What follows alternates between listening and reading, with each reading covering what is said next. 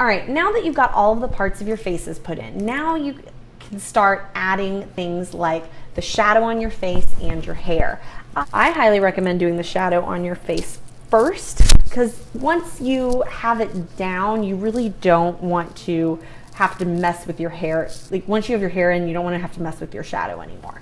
So if you look at your face is round, so you're gonna have some shadow in the roundness of your head going away from the light. So like the sides of your head, you're gonna have some shadow here. You're also gonna have some shadow on the sides of your cheeks, because again, it's going back in space. So there's gonna be more shadow there.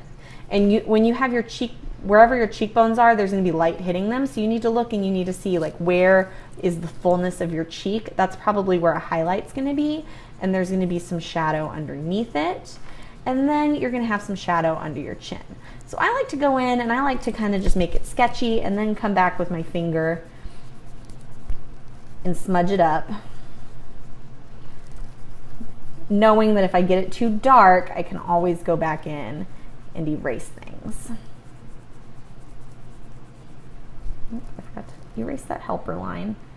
Make sure all your helper lines are erased before you start adding your shadow, or you're just gonna erase it away. All right, and then if you feel like there are areas that are just like way too bright and aren't really matching, you can kind of do them in. You don't want to too overly develop this, because honestly, it'll get in your way once you figured out how you're gonna finish these off, which I'm gonna talk about after the hair. So for hair, you wanna make sure that it's not plastered to your skull, because that's just gonna make you look like you don't wash your hair. You want it to come down onto your forehead. Usually your scalp starts about right there, and you want it to come up off of your head. So if I'm looking in the mirror, I can see that my hair starts right about there, and it comes down like this. All right, but then if I just had my hair drop off like this, I would look really strange, and I know that my hair doesn't really do that. So then I'm gonna go up top, and it comes up off of my skull, and it does something kind of like this. Notice I'm just doing the outline again. That's because we don't want to color anything in all the way that we're gonna have to erase later.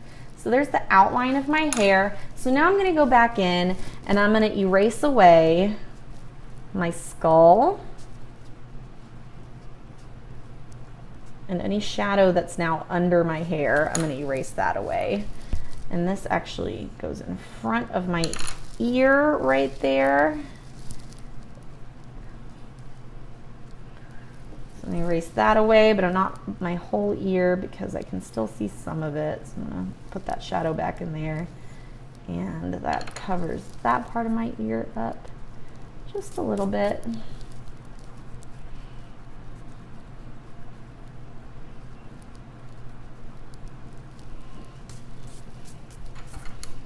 All right, so now I've got my hair added in.